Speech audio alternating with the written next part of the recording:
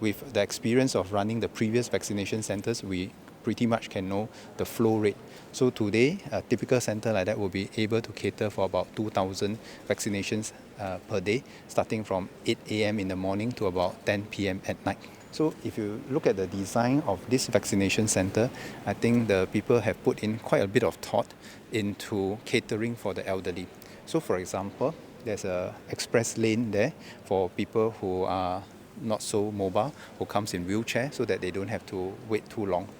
The size of the booth is also slightly bigger than the ones that you see at T4, where it caters to people who are more mobile, so that we can wheel in the wheelchair and wheel out the wheelchair. Even the sitting arrangements, if you notice that the chairs that are selected for them, it provides greater stability and assistance to the elderly when they are in the waiting area.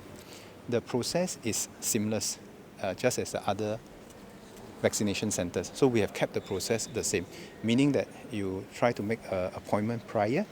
When you turn up at the vaccination centre, they will confirm your particulars and run through the questionnaire, the health questionnaire for you once again before they take the vaccination. The holding area, whereby we observe the person for about 30 minutes after the vaccination, that part of the process has not changed. The other part of the process that has not changed, which is a medical station. In the event where there is a need for us to deal with some emergencies, there's always a doctor and the medical personnel available. So some of the little changes for the community vaccination centre has more to do with catering for the elderly to make the flow a bit more seamless for them, a bit more convenient for them. Our aim is that by the end of March, we will have one community vaccination centre in each town. Now, we are able to scale that up and down depending on demand. One of the things about this national vaccination exercise is that people are able to make their booking and they can actually go to any particular centres that are open, so long as they have slots that are available to them. So we are going to make it easy to access for as many people as possible.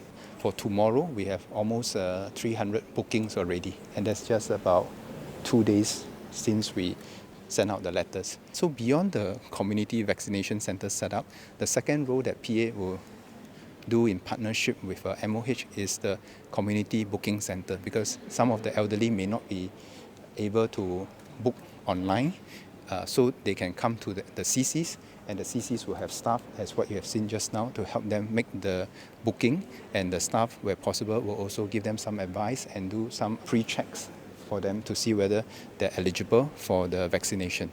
So that's the second thing which the PA side will work with MOH to do, to facilitate the elderly. For most of the younger Singaporeans, most of them will be able to book it online using their smartphone or their internet devices. Just now there was some question about whether you can just walk in last minute to do so. Yes, you can. If there's a last minute walk-in, then we will have to help the person make the appointment, go through the pre-vaccination checks as well. Then, where possible, we will provide the vaccination for that person on that day itself.